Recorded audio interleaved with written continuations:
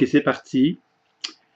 Alors, bonjour ou bonsoir à tous selon l'endroit où vous vous situez sur la planète. Alors, c'est le webinaire des lundis soirs, comme toujours. Donc, comme toujours, puisqu'on ne fait que commencer, mais ça ne fait que le deuxième webinaire, en fait, du lundi soir qui est proposé. Sachez pour ceux qui auraient une qualité de son médiocre ou qui auraient donc une qualité d'image médiocre, ça semble être quelques personnes peut-être de temps à autre, là, ben, on enregistre présentement. Donc, vous allez pouvoir écouter le webinaire si vous le souhaitez par la suite. Alors, c'est ce que j'aurais peut-être l'opportunité de vous dire.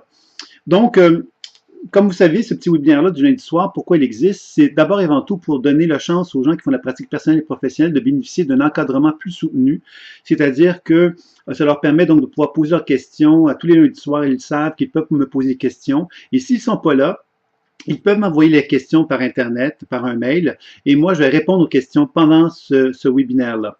Donc, moi, ça m'amène finalement à avoir beaucoup plus de facilité, justement, à pouvoir répondre à toutes les questions dans un webinaire comme ça. Ça m'apparaît plus pédagogique aussi, puisque tout le monde en bénéficie, tant les gens qui sont dans la pratique personnelle que professionnelle, que le grand public aussi, qui pourrait avoir des questions sur leur histoire personnelle ou mieux comprendre la pratique, etc. Donc, c'est vraiment une occasion de pouvoir vraiment bénéficier d'un espace pour vous. Et avant de commencer à répondre aux questions, je propose une petite conférence. Alors, ce soir, c'est un petit peu improvisé. C'est les 3 clés pour accéder au nouveau monde.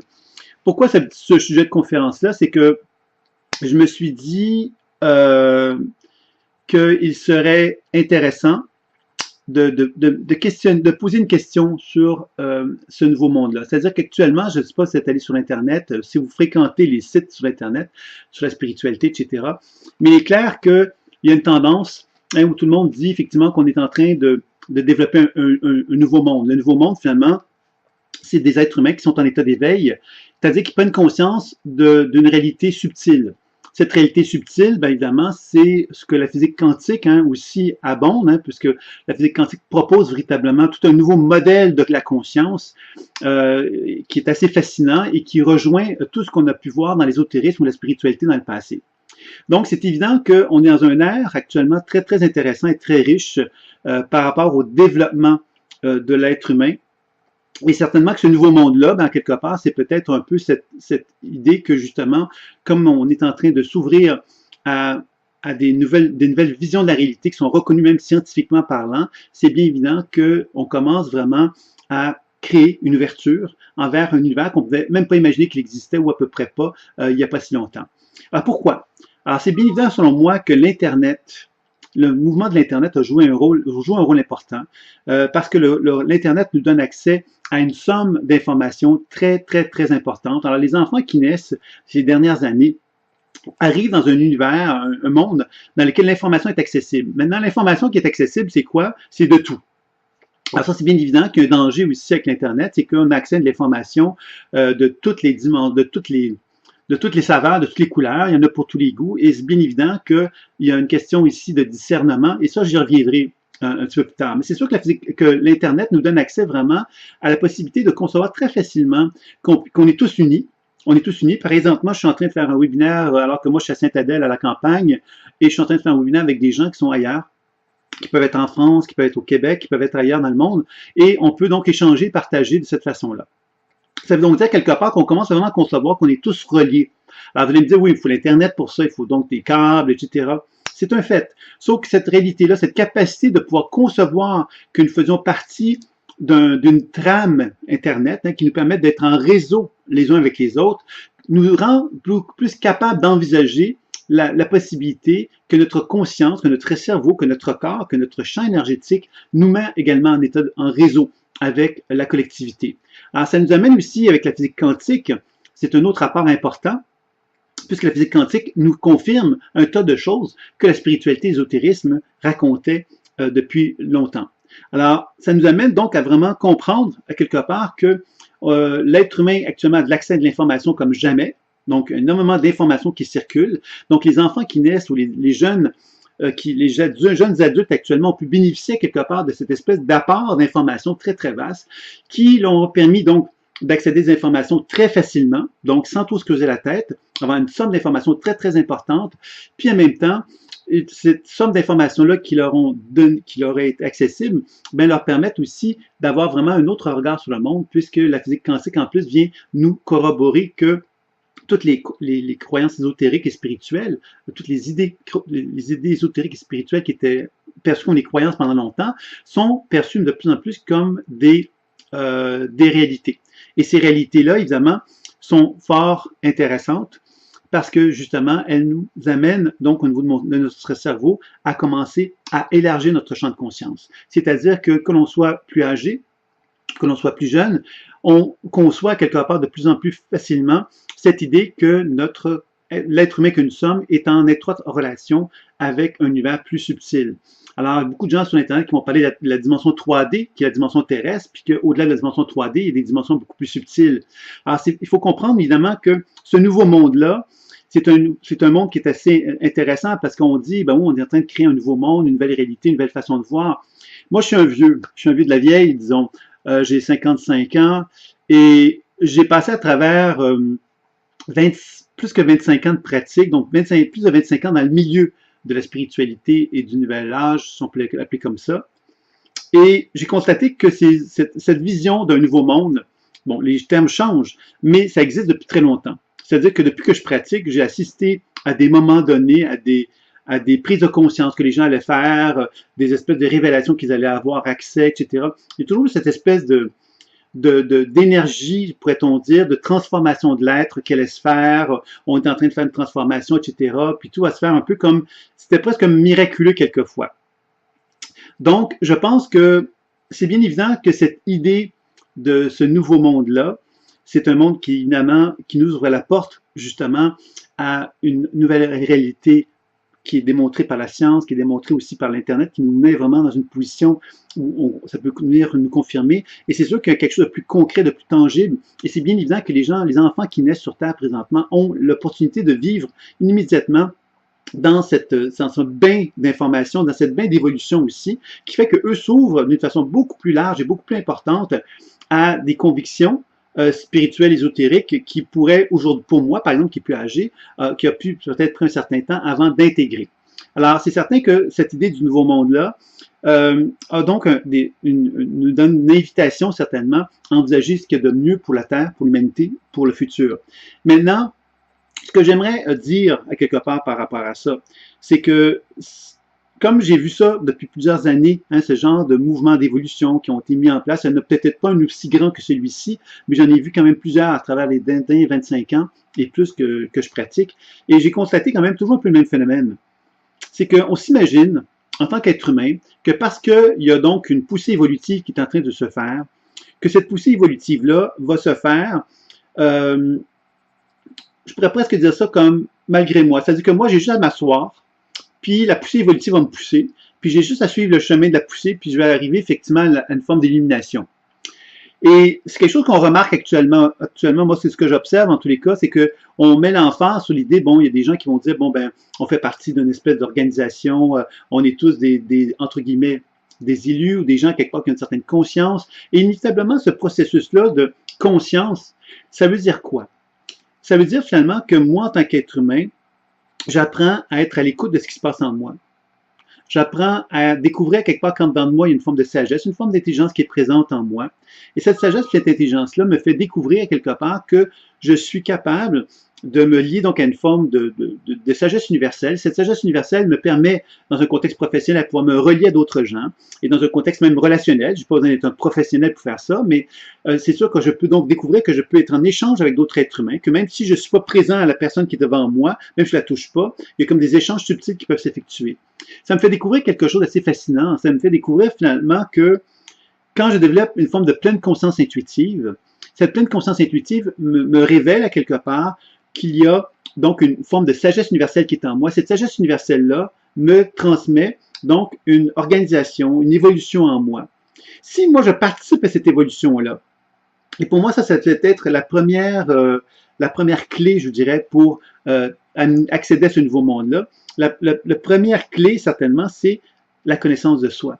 Et la connaissance de soi, ça existe depuis le début des temps. L'être humain a toujours justement reconnu l'intérêt, la nécessité, j'irais jusqu'à dire, de développer la connaissance de soi-même, puisque cette connaissance de soi va me permettre, moi, de constater que cette poussée évolutive-là, qui est en moi, cette sagesse intelligente qui est en moi, elle me bouscule. Elle me bouscule de quelle façon? Elle me bouscule parce qu'elle m'invite justement à me connecter avec mon essence fondamentale.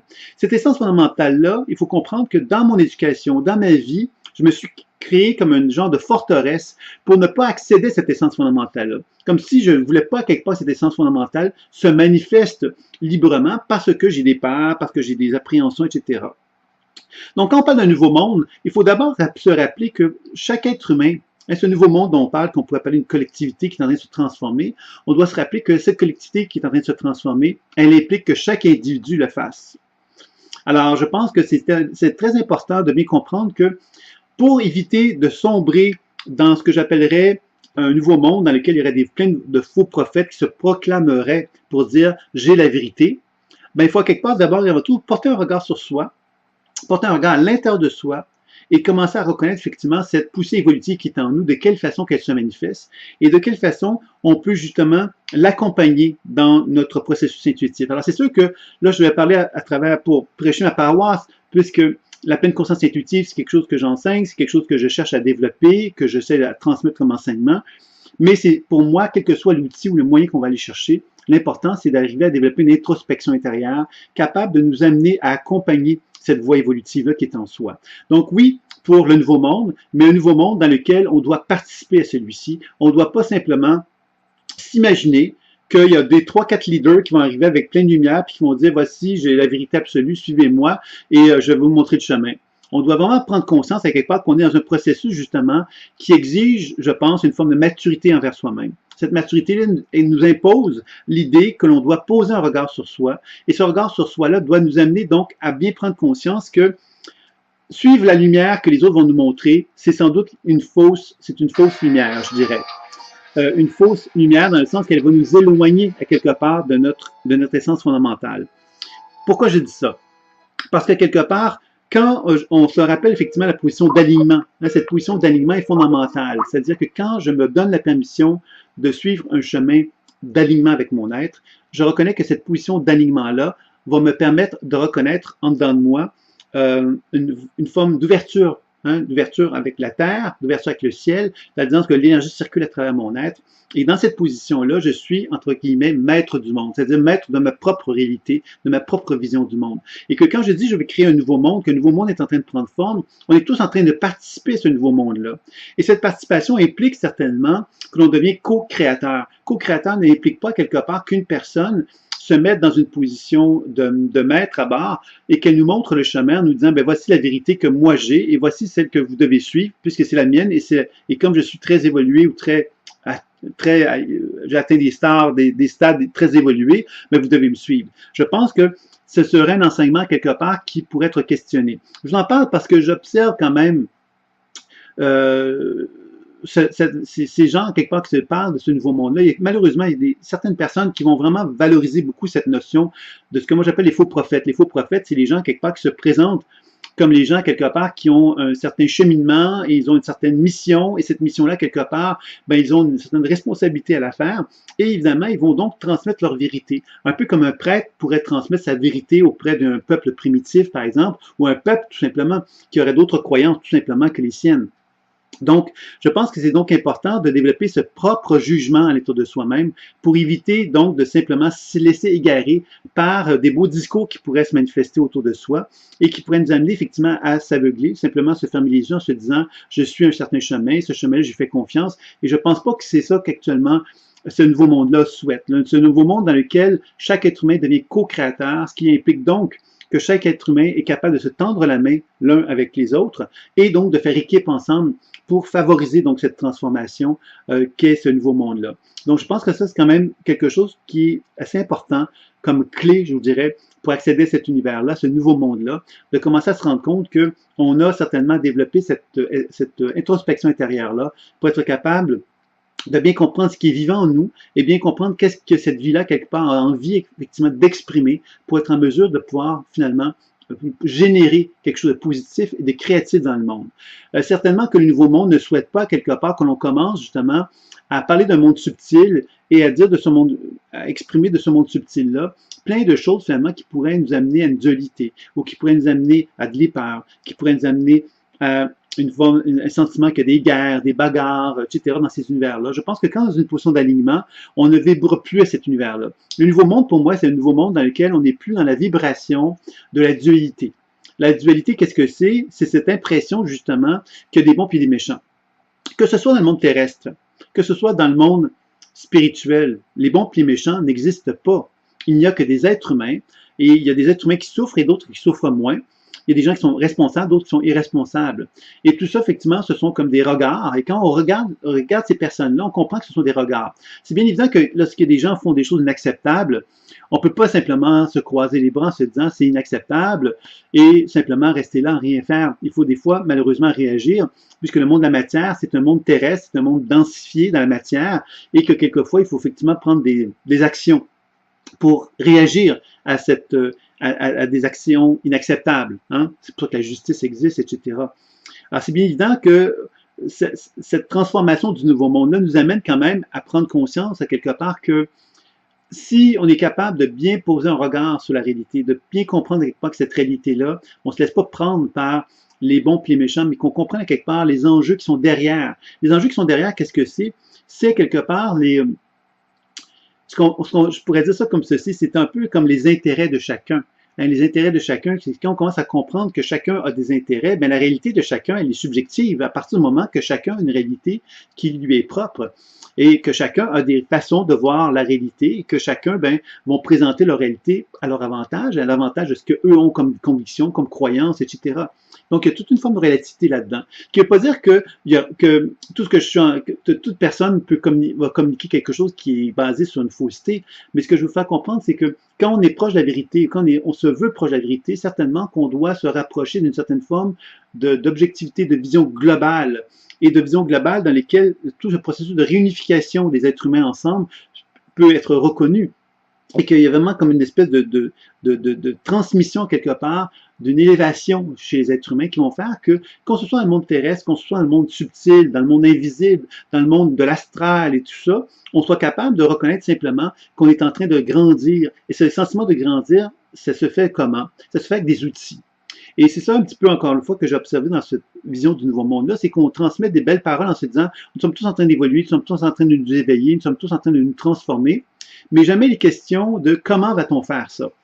Alors, c'est un peu comme si on partait du principe qu'il suffisait simplement de fermer les yeux, faire une petite méditation, puis que l'éveil allait se faire, puis que les transformations allaient se manifester d'elles-mêmes. Moi, personnellement, je crois que certainement que la connaissance de soi, que les techniques de méditation, toutes les grandes techniques spirituelles, en fin de compte, on y revient, sont des grandes bases d'enseignement qui nous donnent accès, justement, certainement, à une plus grande stabilité pour être capable de faire face à ce nouveau monde-là. Parce que le nouveau monde, il faut bien comprendre, c'est un défi. C'est un défi que l'être humain a actuellement, c'est d'être capable d'assumer sa grandeur. Et sa grandeur, c'est être capable, justement, de ne pas sombrer dans toutes les pièges que l'on connaît depuis le début des temps, c'est-à-dire les pièges qui sont associés au fait que l'on a l'impression, justement, qu'on va toujours se laisser prendre par l'idée qu'il y a des bons et des méchants, que ce soit dans le monde subtil, dans le monde invisible, qu'il y a des gens, quelque part, qui viennent nous empêcher, justement, de nous transmettre, effectivement, de nous faire évoluer, de nous faire progresser, comme s'il fallait se battre avec eux pour avancer et progresser. Pour moi, ce sont tous des éléments non-sens. Alors, je m'excuse pour les petits trucs de téléphone, j'avais simplement oublié de les fermer. Donc, s'il y a des questions, évidemment, entre-temps, n'hésitez pas pour me faire part de vos réflexions sur ce que je vous raconte.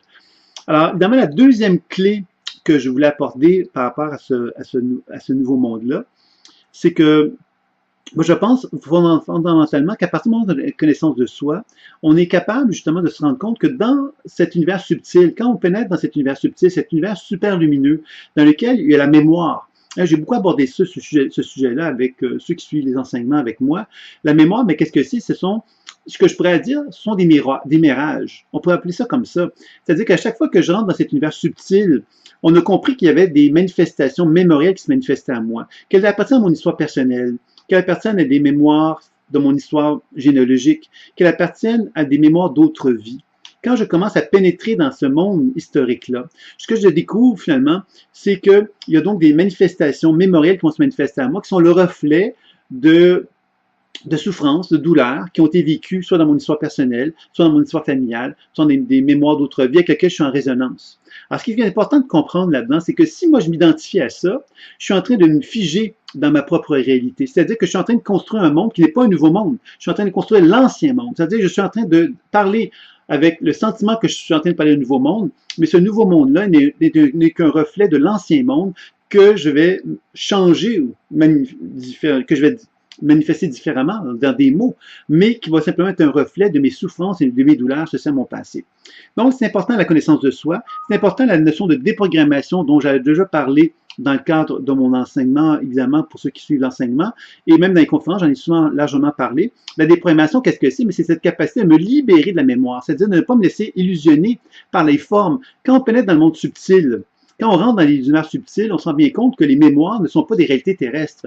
Et ces réalités-là, qui sont mémorielles, ne sont pas figées. C'est-à-dire qu'elles ne sont pas figées dans le sens qu'elles ne sont pas faites de matière et d'os. On peut donc interagir avec elles. Et comme ce sont des énergies, ben, on peut effectivement les transformer. Et si on les transforme, ben, ça nous permet de nous connecter avec notre essence fondamentale, avec la vérité, la sagesse intelligente pure, qui est derrière toutes ces manifestations mémorielles de souffrance qui existent depuis le début des temps.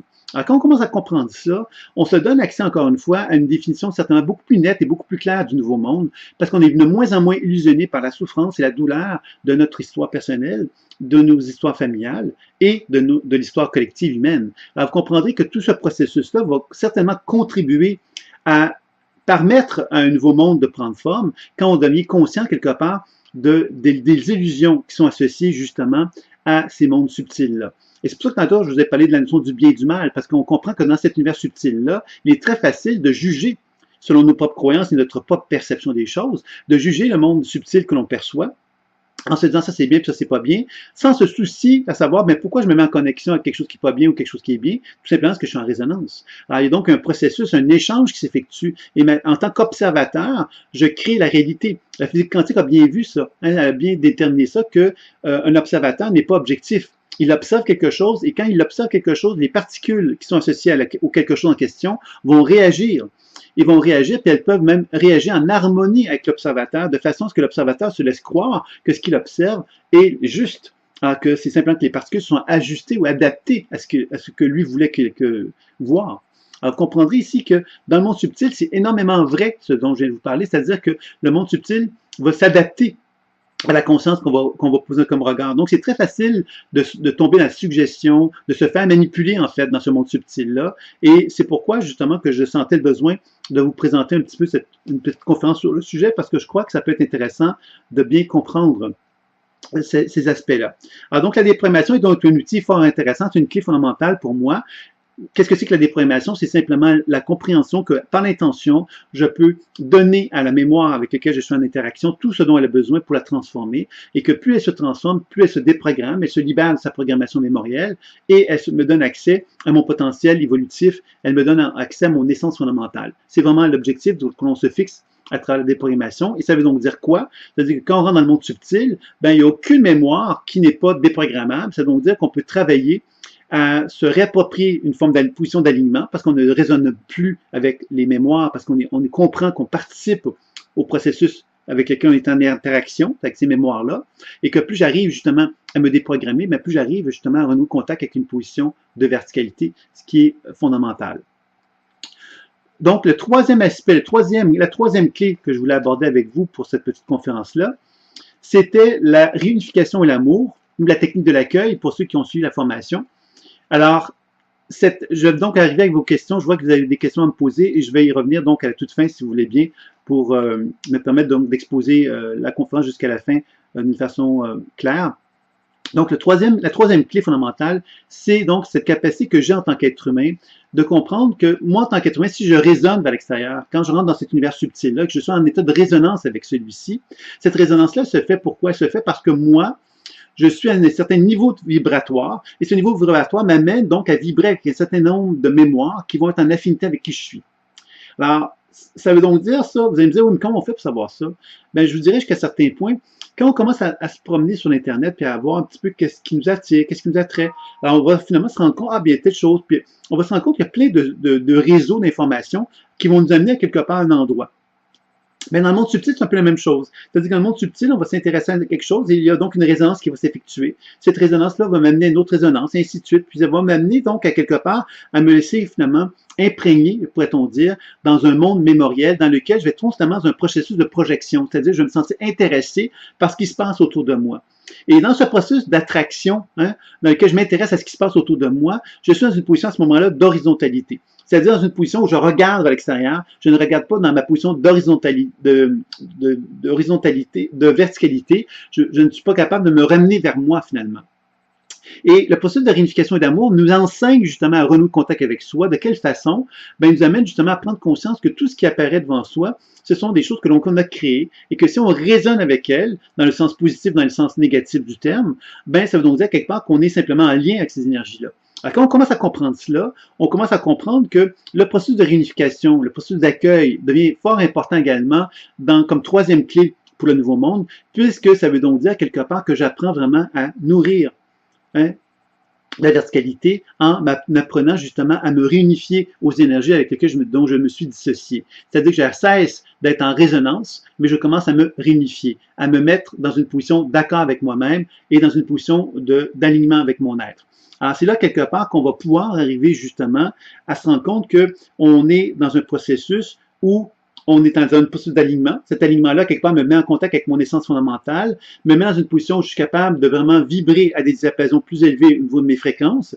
Je ne suis plus en résonance avec mon histoire personnelle, l'histoire de mes ancêtres ou l'histoire des mémoires d'autres vies, l'histoire de l'humanité, en fait. Je suis capable de reconnaître, quelque part, qu'il y a quelque chose d'autre que cela. Et cet autre que cela, c'est là qu'on commence à toucher le nouveau monde. Le nouveau monde, pour moi, c'est cette capacité d'accéder à des niveaux de conscience supérieurs pour être capable de toucher justement ce nouveau monde-là. Ce nouveau monde-là, nous sommes en train de le créer. Il n'a pas été encore créé. Et allons-nous être capables de le créer maintenant?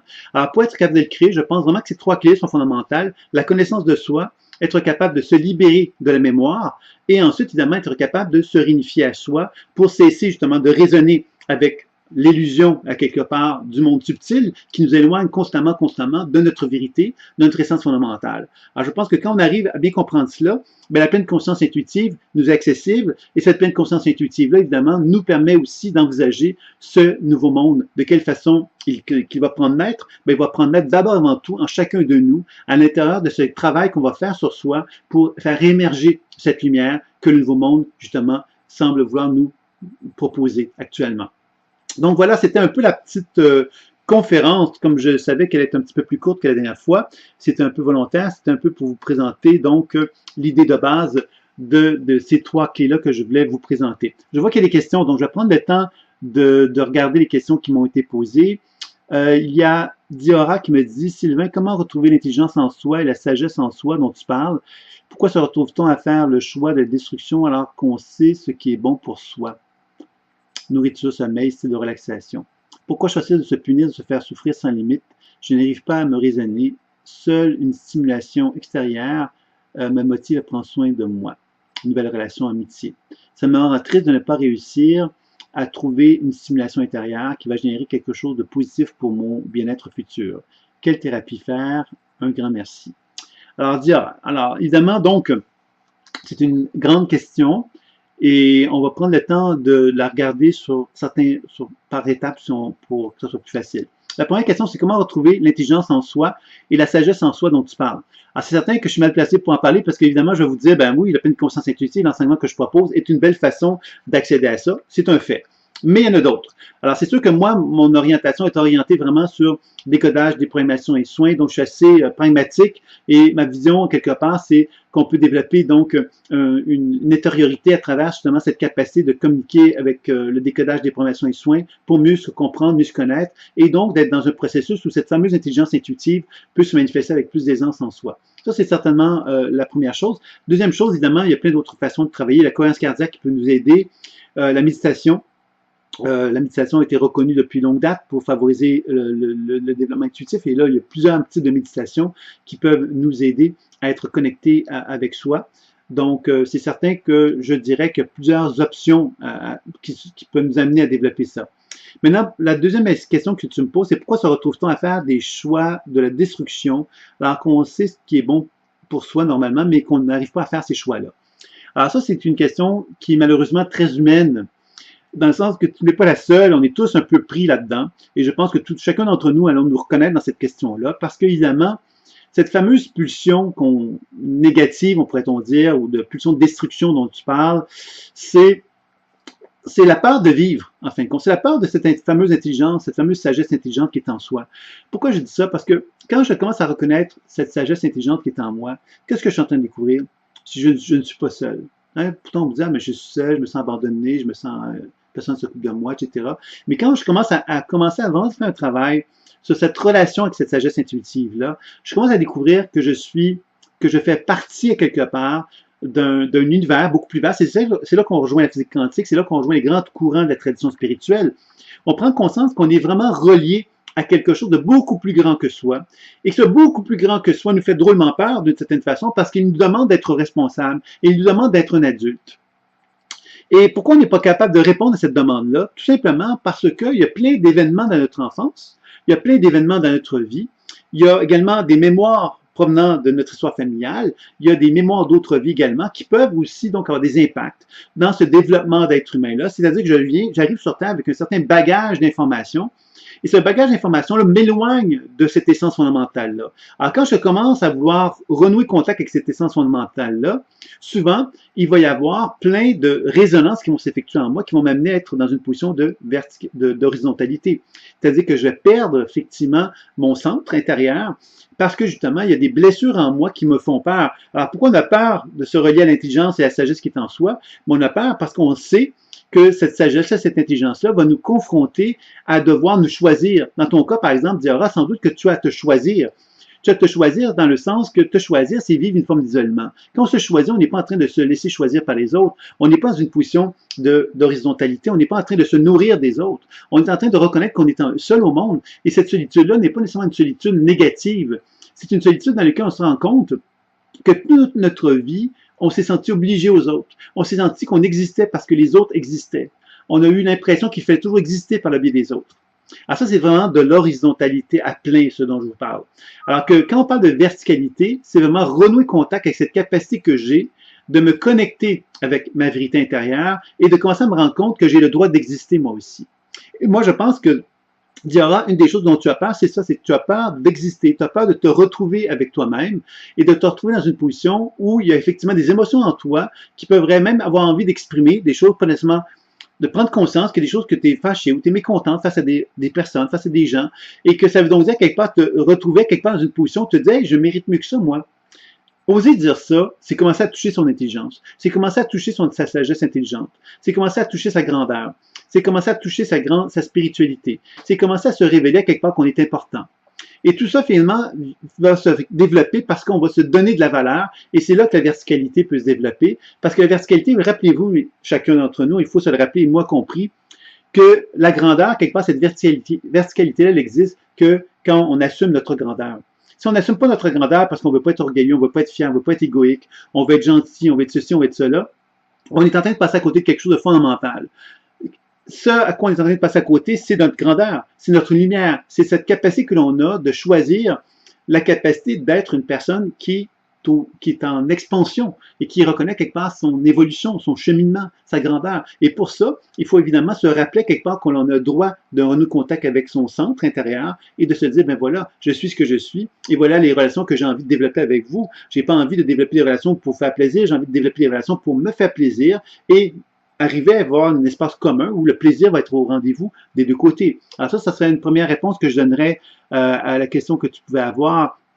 Alors, la destruction, bien évidemment, qu'est-ce que c'est? Bien, pour moi, la destruction, c'est la peur que l'on a de se choisir. La destruction, c'est évidemment, je me détruis pour ne pas exister auprès des autres. Parce que si j'existe auprès des autres, je vais les décevoir. Parce que je vais exister. Et si j'existe, je vais être comme je suis et non pas comme eux voudraient que je sois. Alors, quelque chose de cet ordre-là qu'on peut certainement comprendre de ça. Et on a tous cette fameuse notion de pulsion de mort que j'appelle. La pulsion de mort, Freud en avait parlé. La pulsion de mort, c'est quoi? C'est une pulsion qui est en moi, qui ne veut pas vivre parce qu'elle est consciente que si elle se met à vivre, elle va donc elle va donc bouleverser son équilibre extérieur. Et comme elle ne veut pas bouleverser son équilibre extérieur, elle veut préserver son acquis, elle va tout faire pour, justement, d'une certaine façon, tuer une facette de soi qui ne veut pas, qui est une facette évolutive, je dirais, mais qu'on a très peur d'assumer parce elle pourrait nous amener effectivement à vivre une forme de grandeur. Et cette grandeur-là, comme on en a peur, bon, on va essayer de l'éloigner.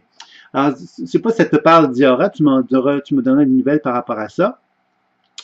Donc, la question ensuite, c'était pourquoi choisir de se punir, de se faire souffrir sans limite? Je n'arrive pas à me raisonner. Seule une stimulation extérieure me motive à prendre soin de moi, comme les relations, l'amitié. Alors, tu vois, c'est sûr que quand tu me dis que c'est seulement l'extérieur qui te nourrit, qui te donne le sentiment que tu peux prendre soin de toi, c'est là qu'on est vraiment dans une position d'horizontalité. Alors, cette position d'horizontalité-là, il faut que tu comprennes qu'est-ce que tu fuis. Hein, qu'est-ce que tu fuis justement en ne te nourrissant de l'extérieur et en fuyant ton intérieur. Alors, c'est là quelque part que tu dois comprendre que ton intérieur a énormément peur de vivre cette forme de deuil qui est nécessaire. Et ce deuil-là, quelque part, te met dans une position sans doute où tu dois apprendre à te choisir, à manifester une certaine forme de puissance, une certaine forme de force, une certaine forme d'autorité envers ton entourage. Et ça te fait terriblement peur. Donc, tu essaies constamment de te mettre par terre, de t'écraser, de te perturber pour t'empêcher de te rendre grande. C'est ça un petit peu que je dirais par rapport à ça. Ensuite, ça me rend triste de ne pas réussir à trouver une stimulation intérieure qui va générer quelque chose de positif pour mon bien-être futur. Alors, quelque chose de positif. Alors, il faudrait déterminer une stimulation extérieure qui va générer quelque chose de positif. Il faudrait déterminer qu'est-ce que c'est que le positif. Et c'est là qu'on touche les potentiels évolutifs qui sont en soi. Supposons, moi, que j'ai un potentiel évolutif qui me dit il va falloir que tu t'affirmes auprès des gens que tu aimes. Parce que ça va trop loin, tu as trop été gentil avec eux, tu as trop voulu te soumettre à eux parce que tu les aimais beaucoup. Et maintenant, il faut maintenant que tu dis stop parce que ça ne convient plus à ce que tu es. Tu ne te respectes plus. Alors là, évidemment, si ça, c'est ça qui est mon potentiel évolutif, qui m'amènerait justement à me sentir mieux, puis qui serait quelque chose de positif pour moi, et que moi, dans ma tête à moi, c'est hors de question de faire quelque chose comme ça, parce que ça m'apparaîtrait vraiment horrible de faire une chose pareille. J'aurais l'impression d'être vraiment méchant avec les gens que j'aime, c'est pas acceptable. Alors, vous comprendrez que là, on commence à toucher des enjeux. Les enjeux, c'est que quelque chose de positif, c'est relatif à ce que moi, je juge comme étant positif. Maintenant, ce qu'on peut penser maintenant, c'est si tu t'ouvrais à quelque chose qui peut t'apparaître pas positif, mais que tu l'observerais dans un contexte positif, avec un regard plus positif, en te disant, ben oui, finalement, c'est vrai que si je fais ça, ça va m'être positif. C'est vrai que ça va peut-être être un peu plate. Pour les gens autour de moi, ils vont moins apprécier le fait que je leur dise que je suis moins disponible pour un certain nombre de choses. Mais le fait que je sois capable de faire ça va me donner plus d'espace pour moi et ça va m'amener donc un positif dans tout ça. Alors, je pense que c'est là qu'il faut commencer à se questionner sur cette vision-là et je pense que c'est là que tu dois apprendre vraiment quand tu me dis quelle thérapie faire, mais je pense que la première chose qu'il faut que tu regardes, c'est la thérapie qui va te mettre en contact avec la position, le potentiel d'évolution qui est en toi, qui va te mettre en contact avec ton essence fondamentale, qui va arrêter de t'illusionner vers cette espèce d'impression que tu es un problème. Tu n'es pas un problème, tu es une solution. C'est-à-dire que tu es dans un processus de solution. Tu es en train ton corps te donne des informations pour te faire avancer, progresser, pour prendre ton chemin, ta route. Sauf que ton cerveau te dit non, non, non, je ne veux pas, je ne veux pas, je ne veux pas, parce que j'ai peur. J'ai peur de toutes sortes de choses, parce que ça m'amène dans un processus où je suis en train de reconnaître que je suis devenu une adulte et que cet adulte-là a peur de grandir, a peur de se retrouver dans une position où elle pourrait effectivement décevoir son entourage. Alors, c'est quelque chose de cet ordre-là que j'aurais à te dire par rapport à ça, Diora. Et si tu as des questions, bien évidemment, tu peux toujours me faire part, me faire des commentaires également dans le chat aussi pour voir un peu comment tu reçois l'information que je te donne. Et ensuite, merci Sylvain pour ces petites pistes concrètes, ça m'aide énormément, ce que tu as dit, des bonnes questions, me pose, assumer notre grandeur et nous affirmer, merci. Bon, bah, tant mieux. Alors, on va poursuivre maintenant avec Mémé, je pense, c'est ça son nom, voilà. Quelles sont les clés de discernement pour œuvrer, voyager dans le monde subtil? Merci, en fait, tu as répondu, c'est dans la résonance de la vérité en nous. Une nouvelle alors, comment accéder à la libération de nos mémoires? Vie personnelle, familiale, karmique, collective, simplement en ne pas s'identifier à elle. Merci. Comment accéder à la libération de nos mémoires? C'est sûr que simplement ne pas s'identifier, effectivement, on est d'accord, c'est simple et ce serait pas mal la réponse. Maintenant, il faut être humble là-dedans, parce que je suis devant vous, ça fait quand même 25 ans que je suis dans la pratique et tout ça, et je suis loin d'avoir les prétentions de pouvoir dire que que je me suis libéré de tout ça, hein, d'accord? Donc, on est tous dans un cheminement, on doit tous reconnaître à quelque part qu'on est tous humains, et je pense que si on est sur Terre, c'est parce qu'on a une volonté d'évoluer, de progresser, de cheminer dans le chemin de la vie, justement. Alors, ça veut dire quoi? Ça veut dire que moi, en tant qu'être humain, dans ma position de verticalité, j'apprends progressivement à être de moins en moins en résonance avec mon histoire personnelle, avec mon histoire familiale, avec les mémoires de l'humanité. Ça veut donc dire que j'apprends à m'individualiser. Cette individualisation-là est un processus qu'on retrouve dans tous les grands courants traditionnels de spiritualité, d'ésotérisme et de psychologie. On est tous d'accord pour dire qu'un jour ou l'autre, l'être humain doit s'individualiser. S'individualiser veut dire quoi? Ça veut donc dire ne plus être influencé par finalement, les fausses données, finalement, que l'on retrouve dans l'histoire humaine. Ces fausses données-là, finalement, si on regarde l'Internet, par exemple, actuellement, il y a un grand courant de fausses nouvelles. Hein? C'est-à-dire qu'on retrouve sur Internet plein d'informations, puis les gens peuvent dire, il y a plein de gens qui peuvent arriver avec plein de scénarios, raconter plein de trucs. C'est assez fascinant. Et tout ça, quelque part, n'est pas vérifié. On n'est plus dans un monde, j'allais dire un monde journalistique, quoique les journalistes n'avaient pas nécessairement toujours la bonne procédure pour procéder, pour arriver à donner des nouvelles justes. Hein. Mais on avait un monde, il y avait une certaine forme de rigueur, pourrait-on dire ça comme ça, comme pseudo-rigueur qui existait dans le monde journalistique. Et aujourd'hui, ben, avec l'Internet, on a une espèce de libération qui fait que n'importe qui peut donner une nouvelle, n'importe qui peut donner un point de vue. Et dans ce sens-là, on n'arrive plus à voir très clair qu'est-ce qui est vrai, qu'est-ce qui n'est pas, hein, parce que justement, on est loin de cette vérité-là, finalement. Alors, quand on parle donc de faire appel à cette individualisation-là, c'est un petit peu comme, finalement, se rendre compte que dans mon être intérieur, j'ai des fausses nouvelles, moi aussi. J'ai plein de fausses nouvelles qui viennent de mon histoire familiale, de ma compréhension de ce que j'ai vécu avec mes parents, mes frères, mes sœurs, mes enseignants, mon histoire de vie. Il y a plein de fausses nouvelles là-dedans, plein de fausses données. Dans mon histoire familiale, il y a plein de fausses histoires que mes ancêtres m'ont retransmises, plein de choses qui sont fausses, mais qui, eux, ont convenu qu'étant une vérité, puis qui n'ont pas été en mesure de guérir, donc ils sont restés dans le mode, ça c'est la vérité. Donc c'est faux ça aussi.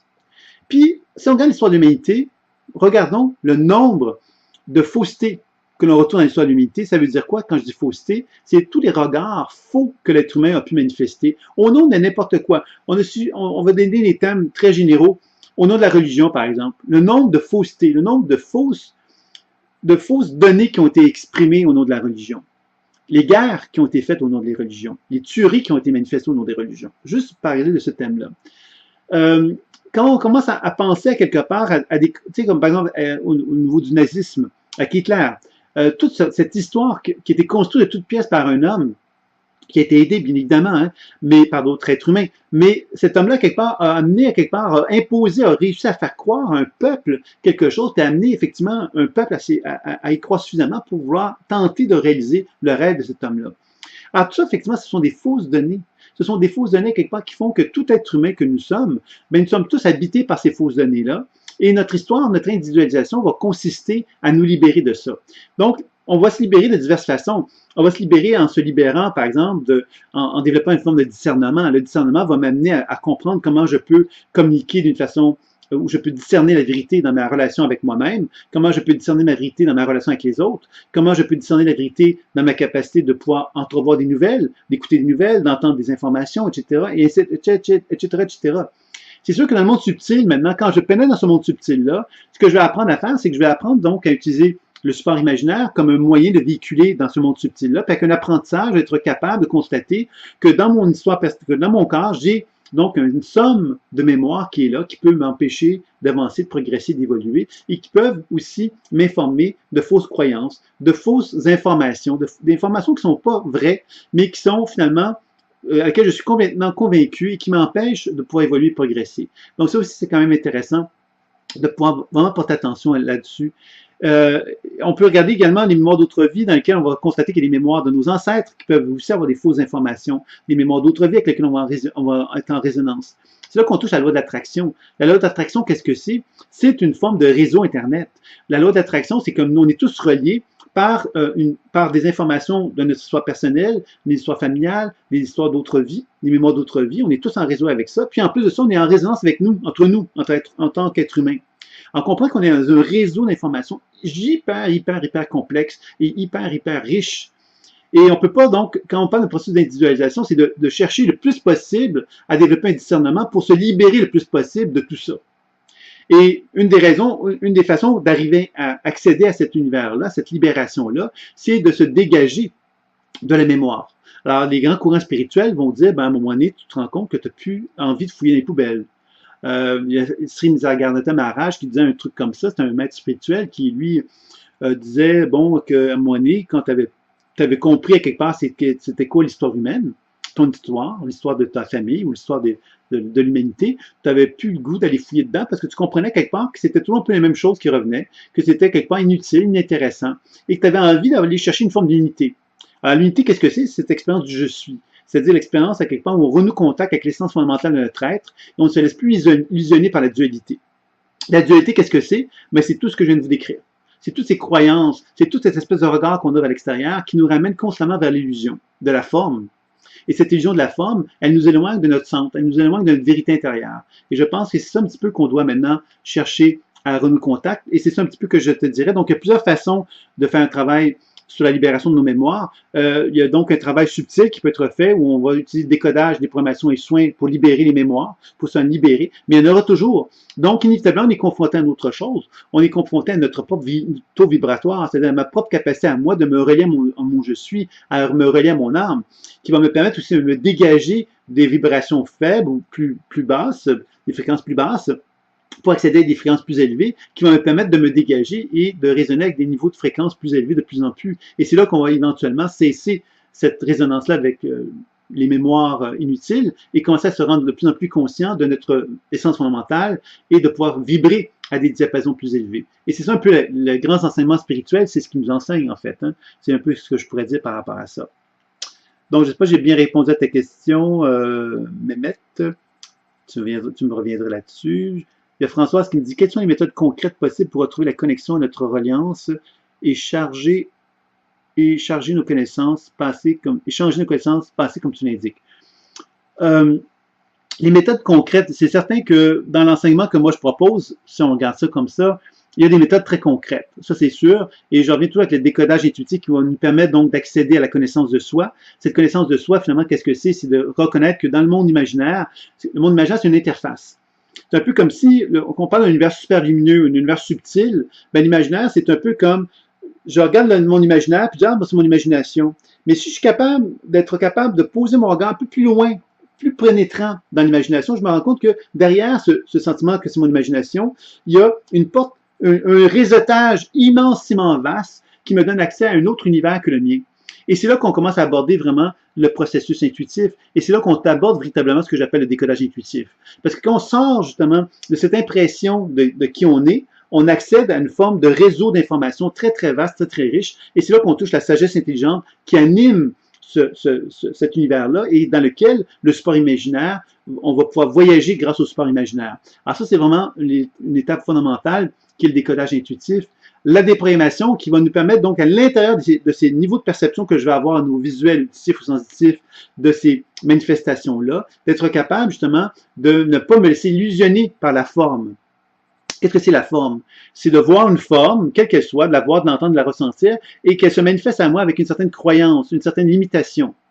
Alors, si elle me dit quelque chose qui est limitatif, et que moi, je suis capable de lui donner tout ce dont elle a besoin pour qu'elle se libère, vous comprendrez que je suis en train de me libérer de la forme. Le libérer de la forme, dans toutes les grandes traditions spirituelles, on dit ça aussi. On dit que se libérer de la forme, c'est la plus belle façon d'accéder à Dieu, puisque Dieu est sans forme. Alors, si moi, je suis convaincu que Jésus a l'air du Père Noël, ben, quelque part, je suis dans une forme. Qu'il a l'air d'un extraterrestre, je suis dans une forme. Qu'il a l'air de Jésus sur la croix, je suis dans une forme. Alors, vous comprenez quelque part qu'on est toujours dans un processus où la forme nous limite et nous empêche d'accéder à la vérité.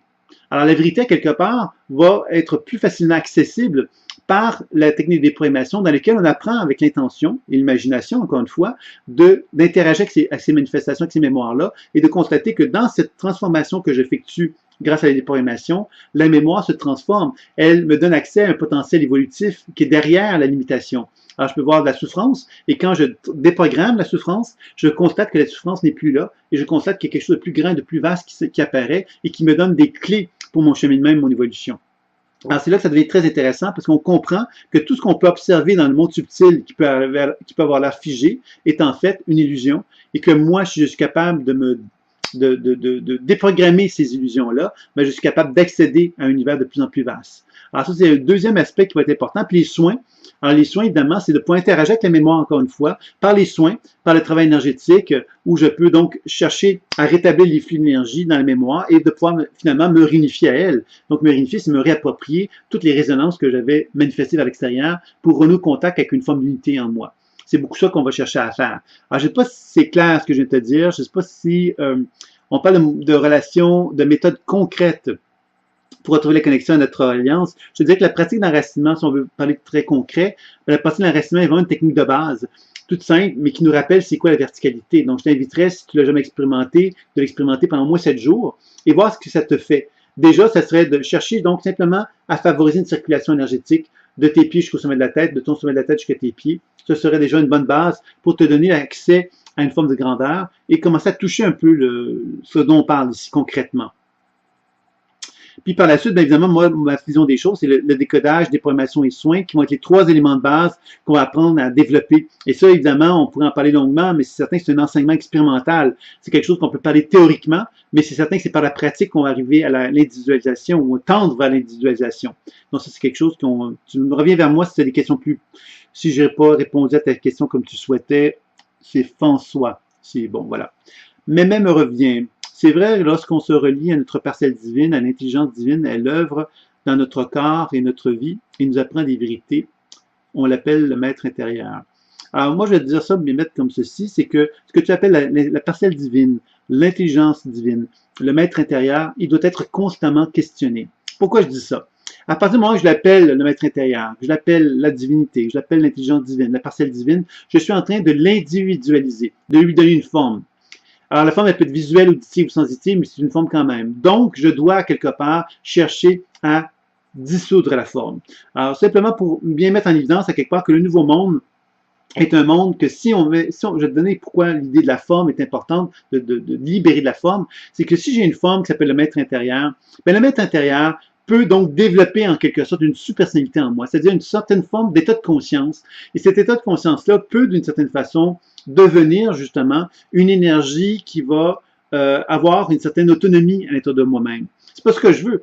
L'état intérieur que je veux, l'état spirituel que je veux, l'état d'harmonie que je veux est un état d'unité. L'état d'unité veut donc dire quelque part que je suis pleinement unitaire dans tout mon être. À partir du moment qu'il y a un état de conscience qui m'éloigne quelque part cette état d'unité-là, ben là, je suis dans un processus où je suis un petit peu dans la position d'horizontalité.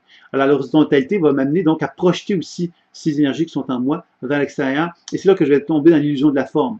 Je veux juste clarifier ça. Mais tu as raison, évidemment, dans ce que tu viens de me dire, mais je voulais clarifier ça. J'espère que je ne te confonds pas, mais c'est un peu l'objectif que je voulais te mettre en évidence ici. Diora me revient. Oui, ok, donc elle me répondait, j'ai déjà lu ça.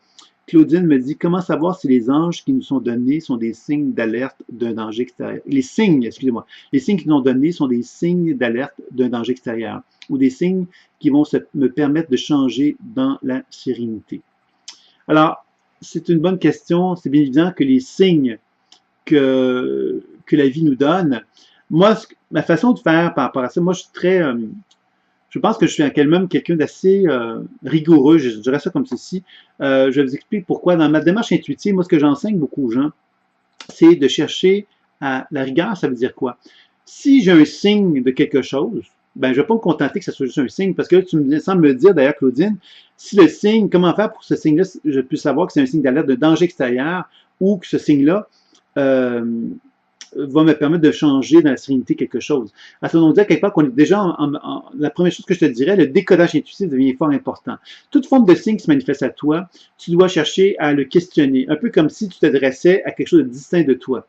Alors, cette distinction-là va te permettre, toi, de pouvoir être capable d'interagir avec cette information-là et d'être capable, donc, de pouvoir apprendre, justement, de la réalité du signe en question. Quel est le message? Quelle est la richesse du signe en question? Alors, est-ce que c'est un signe qui t'informe d'un danger à laquelle tu dois faire attention, ou c'est un signe qui t'informe, justement, d'un potentiel évolutif que tu es en train de manifester. Donc, évidemment, toi, tu vas inscrire ça dans ton journal intime, les réponses qui vont être données, et à travers ce journal intime-là, tu vas pouvoir vérifier les informations qui t'ont été données intuitivement et pouvoir arriver à déterminer si tu peux faire confiance au processus intuitif. Moi, ce que je dis souvent, c'est que le processus intuitif, c'est un ami. Un ami, on sait tous qu'on peut faire confiance à un ami après un certain nombre de temps. C'est-à-dire que j'ai pu vérifier l'amitié de cette personne-là. Après, on sait même que des amitiés très longues peuvent se briser quelquefois, mais en général, une amitié longue a des risques de nous amener à une plus grande confiance. C'est-à-dire que si j'ai une amitié de 2 jours, ben la personne vient me demander un service important, je vais peut-être pas lui dire oui tout de suite parce que après 2 jours d'amitié, je vais peut-être pas me sentir à l'aise de répondre à sa demande. Par contre, si c'est une personne qui a fait 20 ans que je connais et que je sais que je peux lui faire confiance, et ben à ce moment-là, je vais peut-être avoir une relation différente avec elle et je vais peut-être accepter de répondre à sa demande. Donc, le processus intuitif, c'est la même chose. L'intuition, c'est quelque chose qu'on doit apprendre à développer, puis qu'on doit apprendre à définir si je peux lui faire confiance. C'est-à-dire, est-ce que l'intuition, je peux lui faire confiance? Et si je peux lui faire confiance, c'est parce que je l'ai vérifié. J'ai vérifié de quelle façon? Par mon journal intime, par les vérifications que j'ai pu écrire dans mon journal intime, des informations qui m'étaient retransmises par l'intuition. C'est comme ça que j'ai développé une amitié beaucoup plus solide et beaucoup plus forte. Et c'est comme ça que les signes dont tu me parles, Claudine, je vais pouvoir être capable de mieux cerner si l'intuition me donne des informations qui sont justes. Si j'écoute mon intuition, est-ce que ça enrichit ma vie ou est-ce que ça l'appauvrit? Si ça l'appauvrit, il faut drôlement se questionner sur la véracité ou la pertinence de nos intuitions. Si ça l'enrichit, ça veut donc dire quelque part que notre intuition s'avère juste. Et si jamais on a envie de confronter notre intuition parce qu'elle nous dit des choses qui ne nous apparaissent pas justes, ben c'est vraiment, vraiment important de venir la confronter, de venir dire à notre intuition, écoute, tu me dis des choses qui ne s'avèrent pas vraies, explique-moi. Donc, on est vraiment dans un processus de maturité. Là. On n'est pas devant le bon Dieu en train de se dire, ben, monsieur le bon Dieu, vous avez raison, et je me prosterne devant vous.